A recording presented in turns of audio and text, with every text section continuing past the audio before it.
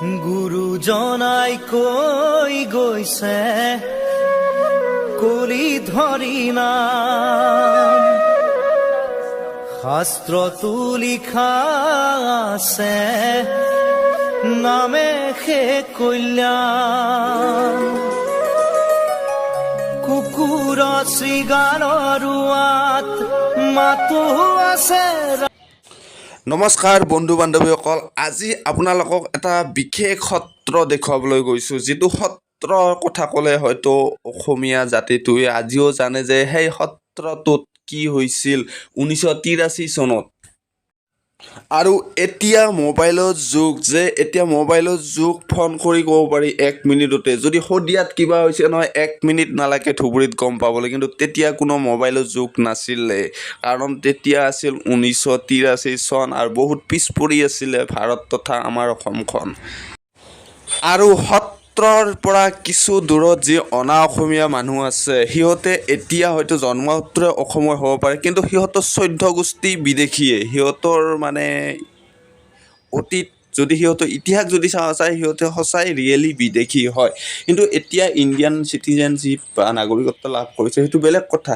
হঠাৎ সিহঁতে আহি অসমীয়া মানুহৰ ওপৰত আক্ৰমণ কৰিছিল, বা যি আমাৰ খিলঞ্জীয়া অসমীয়া আছে সিহঁতৰ ওপৰত আক্ৰমণ কৰিছিল। আৰু সিহঁতৰ সেই হঠাৎ আক্ৰমণৰ সহ্য কৰিব নোৱাৰি যিখিনি ওচৰে পাজৰে থকা খিলঞ্জীয়া অসমীয়া মানুহ, আৰু সেই মানুহখিনি আহি এই সত্ৰত আশ্ৰয় লৈছিল।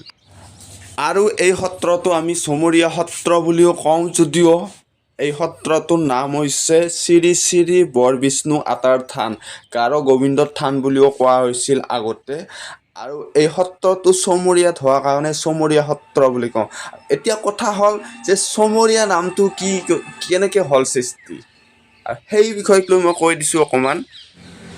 মহাপুৰুষ শ্ৰীমন্ত শংকৰদেৱে চাম গছৰ তলত চাকি জ্বলাইছিল, আৰু তাৰ পৰাই সৃষ্টি হৈছে এই চমৰীয়া নামটো। আৰু আজিৰ পৰা প্ৰায় 500 বছৰ আগতেই অসমীয়া জাতিটোক পৃথিৱীৰ বুকুত চিনাকি কৰি দিয়া, আগুৱাই লৈ যোৱাৰ মহান ব্যক্তিজনাই হৈছে আমাৰ গুৰুজনা। গতিকে আশা কৰোঁ আপুনিও যদি কেতিয়াবা চমৰীয়াত আহে নহয়, নিশ্চয় শ্ৰী শ্ৰী বৰবিষ্ণু আতাৰ থান এবাৰ চাই যাব।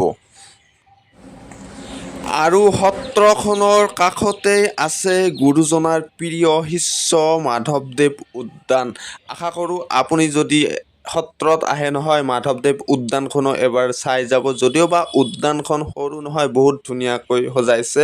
মই দেখুৱাই দিছোঁ, আপুনি ইয়াতে চাই লওক আৰু কমেণ্ট কৰি জনাব ভিডিঅ'টো কেনে লাগে। আৰু বন্ধু বান্ধৱীসকল, বকৰ পৰা প্ৰায় 15 কিলোমিটাৰ দূৰত যি অৱস্থিত চমৰীয়া সত্ৰ, আপোনালোকক দেখুৱালোঁ যিমানখিনি পাৰোঁ, আৰু চাই কেনে লাগিল কমেণ্ট কৰি জনাব। আৰু এইখনেই হ'ল মাধৱদেৱ উদ্যান। আপোনালোকে সম্পূৰ্ণ চাই লওক উদ্যানখনৰ ভিতৰত কি কি আছে, মই গোটেইখিনি দেখুৱাই দিছোঁ। ক'ৰ পৰা আহিছা? ইয়াতে ঘৰ ন? ইয়াতে প্ৰায় আহিয়ে থাকা না? আচ্ছা, কেনে লাগে মাধৱদেৱ উদ্যান? ভালে লাগে ন? কি নাম আপোনাৰ? মোৰ নাম ৰাতুল। ৰাতুল ন? ঠিক আছে, মই পৰা আহিছোঁ। মই তাৰাবাৰী। মই আহাই নাছিলোঁ, প্ৰথম আহিছোঁ। আৰু আপোনালোকক দেখুৱাই আছোঁ শ্ৰী শ্ৰী মাধৱদেৱ উদ্যান, আৰু এইটো বন্ধু লগ পালোঁ, বন্ধুজনৰ নাম ৰাতুল। আশা কৰোঁ ভিডিঅ'টো চাই থাকিবা। এনে নাংমানকৈ অলপ দিছোঁ।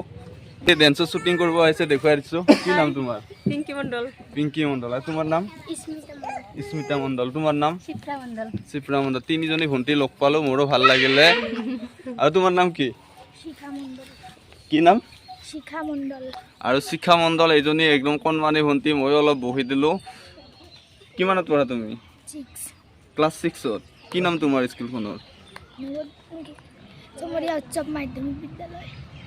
ঠিক আছে, ভাল লাগিলে, ভালদৰে নাচা। Thank you. আৰু আপোনালোকৰ যদি কেতিয়াবা চমৰীয়া সত্ৰত আহে নহয়, চমৰীয়া সত্ৰৰ লগতে লাগি থকা শ্ৰী শ্ৰী মাধৱদেৱ উদ্যানখনত এবাৰ সোমাই যাব। উদ্যানখন যদিও অকণমান জাগা, কিন্তু ধুনীয়া পৰিপাটিকৈ বনোৱা আছে, আৰু বহুতেই ভাল লাগে। আৰু লগতে এই মাইনাজনীক লগ পাইছিলোঁ। কি নাম তোমাৰ? হে? মনুষ্কা। ইয়াতে আহা, ইয়াতে আহা। অনুষ্কা কি লেখা? ইয়াতে বহা, ইয়াতে। অনুষ্কা মণ্ডলক মই দাঙি ললো। স্কুলত যোৱা না নাযোৱা তুমি? যোৱা হা যোৱা স্কুলত যোৱা? কি নাম? বন্ধ ঐ স্কুল বন্ধ হৈ আছে। কোন কোন আহিছে ইয়াতে? ভাই আমি ৰজল দাদা উজ্জ্বল পাপা। দাদা পাপাও আহিছে ন? কোন পিনে গ'ল তোৰ পাপা? বাহিৰত আছে।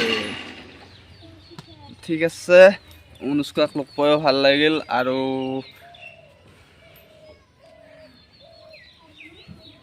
ইয়াতে ঢোলালাঙিত ময়ো উঠিলোঁ আৰু এই ভাইটিটো উঠি আছে, দেখুৱাই আছোঁ। মুঠতে বিৰাটেই ভাল লাগে। আৰু এইটোত উঠি যাওঁ, সিপিনে পূৰা চচৰি যাই থাকে, গতিকে ময়ো একবাৰ উঠি যাওঁ, দেখুৱাই আছোঁ। এইটো ব্ৰিজ ন? চাহ কিবা হয়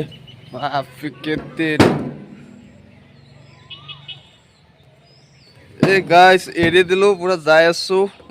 ভাই নাযায় বে। চচৰি যাব বুলি ভাবিছিলোঁ, নেগেল দেখোঁ। লাহে লাহে নুমিয়ে দিলোঁ।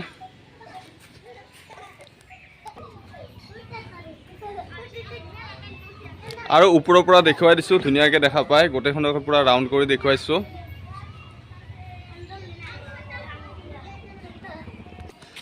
আৰু সত্ৰৰ মেইন গেটটো এইটো মই দেখুৱাই দিছোঁ। শ্ৰী শ্ৰী বৰ বিষ্ণু আতাৰ থান বুলি লিখা আছে, চমৰীয়া হয়, গাৰো গোবিন্দৰ থান বুলিও কয়। আৰু তাৰ অপজিট চাইডে নদীটো আছে, মই সেইটো দেখুৱাই দিছোঁ, ভালদৰে চাই থাকক। আৰু এইটোৱে হৈছে চমৰীয়া নদী, অলপ তলক লাগি নুমি যায় দেখুৱাই আছোঁ। আৰু এইয়া তলৰ পৰা দেখুৱাই আছোঁ নদীটো। লগতে ভাইটি তিনিজনীক লগ পালোঁ। কি নাম তোমাৰ? আব্দুল কৰিম। আব্দুল কৰিমক লগ পালোঁ। আৰু তোমাৰ নাম? নুৰ মহম্মদ। নুৰ মহম্মদক লগ পালোঁ। আৰু এটা আছে, ইহঁতে ফটো উঠোৱা আহিছিল, মোৰো ভাল লাগিল লগ পাই। কি নাম তোমাৰ? আব্দুল হালিম। ক'ৰ পৰা আহিছে? চৌতাৰাৰ পৰা। হে? চৌতাৰাৰ পৰা আহিছে। আৰু চাই থাকক, বাকী লাষ্ট ফিনিচিং দিলোঁ ইয়াতে, সত্ৰ চত্ৰ গোটাই দেখুৱালোৱে, এতিয়া নদীটো দেখুৱালোঁ।